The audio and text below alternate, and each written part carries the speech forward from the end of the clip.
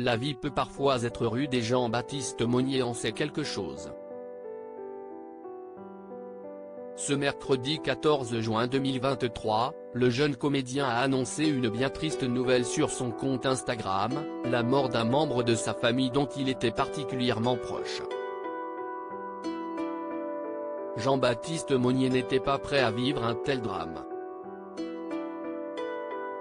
Un mois seulement après la venue au monde de son second enfant, un petit garçon prénommé Joseph, l'ancienne star du film Les Choristes doit aujourd'hui faire face à une situation bien moins réjouissante. En effet, ce mercredi 14 juin 2023, il a annoncé le décès soudain de sa grand-mère dans une story Instagram lourde d'émotions. Dévasté par la perte d'un être cher, le comédien de 32 ans n'a plus les mots. Désireux de rendre publiquement hommage à sa grand-mère, il s'est tout de même emparé de son téléphone portable pour y poster une story sur laquelle il cite l'écrivain et philosophe Jean d'Ormesson. Il y a quelque chose de plus fort que la mort, si y est-il la présence des absents dans la mémoire des vivants. Repose en paix grand-mère, a-t-il simplement écrit sur un fond noir, sans apporter plus de détails sur sa perte. Il faut dire que ce drame survient quelques semaines seulement après un grand bonheur, la naissance de son deuxième enfant. Le 11 mai dernier, l'acteur et sa compagne Léa Arnezeder ont en effet annoncé la naissance du petit Joseph, leur second fils.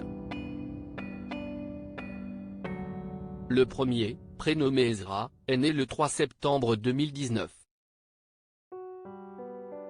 Un couple discret si le jeune papa était sur un véritable petit nuage depuis un mois, le retour à la réalité est donc particulièrement dur et brutal.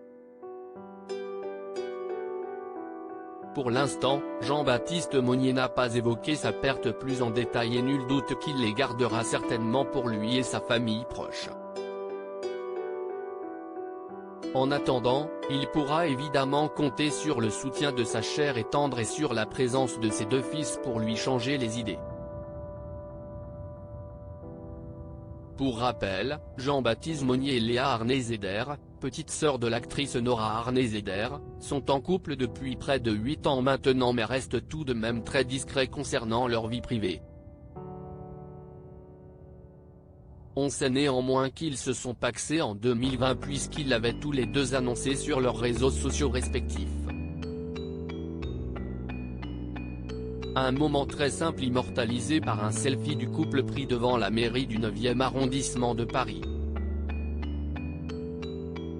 Cette union symbolique est survenue quelques mois seulement après la naissance de leur premier fils Ezra.